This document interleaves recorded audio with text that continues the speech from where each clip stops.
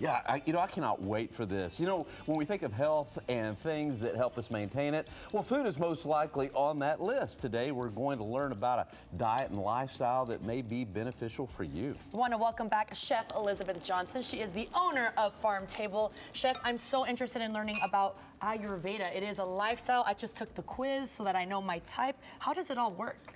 Well, really what we're talking about is a lifestyle, exactly what you said. And so Ayurveda is a system that actually dates back 5,000 years, and it helps tell us what our body needs. So we're all different. Paul, you know, Roma, myself, we're all different, although you and I have the same body type. So that means that the same foods that nourish me actually nourish you. Which is so good to know. Yeah, which is good to know. You know what's interesting is why most of us don't know more about this. Well, you know, I agree. I'm all about food as medicine, but I'm also about thinking about food as anthropology, going back and understanding. Now, Roma, I want you to grate this Here, ginger. and leave it here? Yeah, just leave it here because we're going to add it to this oil. What we have here is ghee. So ghee is actually a clarified butter where we have removed all of the milk solids. Okay. Paul, this might not be good for your body type, but I can tell you that for Roma and I, it's actually, this type of oil is really good. So what we've done is we've taken some of these curry leaves, and we've taken these curry leaves and bloomed them in our oil. I want you to smell that. It's so powerful. Because these curry leaves right here are actually going to mimic the flavors that we have in the curry powder that we've had here. Right. And we ground this before the show, but Paul, you can see that this is a traditional Mexican molcajete. Right. This is actually a pre-Columbian molcajete. Love it. And what's amazing is that all of these utensils, no matter what culture, you know, every culture has a mortar and pestle, and you know, the grinding of these spices actually helps release the natural oils that are medicinal. So we're kind of getting back to the way the food needs to be. Like ancient style. And back to Ayurveda, what are the pillars? Because we're telling people, oh, my body type, they might not know what that means. So they can go online, take a quiz, right? Absolutely. There's so many resources online. There's actually practitioners here in San Antonio. You can Google them. We work with a lot of practitioners at Pharm Table, and you know, they've helped educate me. And you know, the only way to learn the only way to learn Ayurveda is to actually practice it. So I've been practicing for about 10 years. Oh, wow. And cooking and studying yoga. I know you guys are going to have yoga on a little bit later. Right. Yoga is also one of the tenets of Ayurveda. So it's body, mind, and I say food, because 80% of our nutrition is based on what we put in our bodies, folks. Right, right. And I guess it's junk in, junk out, right? Exactly. Right. And that's why you want to actually have foods that your body can easily digest. And these are oyster mushrooms. Oyster mushrooms are so wonderful because they have this meaty component to them. Right. Sometimes if people are trying to go meatless, mushrooms are a really great option. Yeah. Yeah, they really are. They're a great substitute.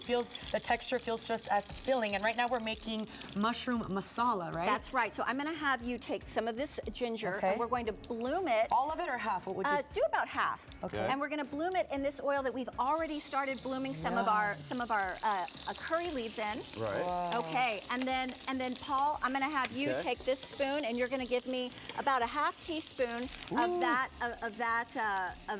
curry, and we're going to add it here. Come on, Paul, bring it in. Is that about right? Yeah, go ahead. Okay, there we go. Bam. All right. All right. And then what we're going to do is we're actually going to add a little bit of this soup. You know, one of the other things we like to do is use some of our mother sauces at Pharm Table as recipes for other, you know, sub-recipes. Now, when you say mother sauce, is it kind of like a stock?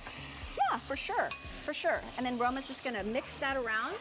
Yeah, what is that soup? It looks like butternut squash That's our butternut squash moqueca. Oh, okay. It looks so good. What are the benefits of these foods, like ginger and even the curry? You know, curry is such a popular part of the Indian cuisine. My best friend's Indian, so I would always, her family always had curries. So, okay, ginger is good all year long, and Paul, this is going to help you because, we have allergies all year long in San Antonio. So what does ginger do? It helps reduce mucus in the nose and the lungs, and it's a digestive aid. Yeah, okay, since this is the sinus capital of the world, that would probably be benefit. Real beneficial. I hear, you tell me if this is true, I hear that this Ayurveda, kind of an aphrodisiac as well. It absolutely is, and you know that's a great segue. I know it's only 9 o'clock in the morning, but had to ask the question. Earmuffs. I'm kidding. Okay, well, guess what? We have a Valentine's menu featuring featuring Ayurvedic and pre-Columbian aphrodisiacs. So Okay. there you go. So what kinds of things are those? Well, for instance,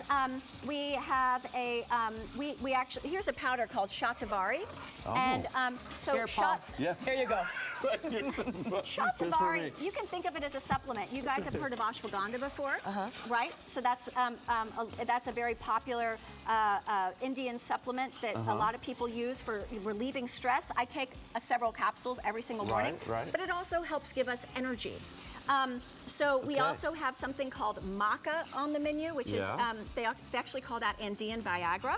Okay. So there are a lot of items that people can Yes. explore with this menu. How can people get out there, Chef? When does that, is that just for Valentine's Day? It's going to be, we're opening special on Okay. Tuesday, a day that we're Okay. not normally open, and we're going to be open for dinner. It's going to be a coursed menu, and and we're going to have all sorts of surprises that evening. Well, I cannot wait. Thank you so much for being with us, Chef. And they're going to cook more later on in the Yes. show. But right now, Paul's going to give us something that many of us have been needing, rain, but some areas are going to get hit a little harder, right, Paul? Yeah.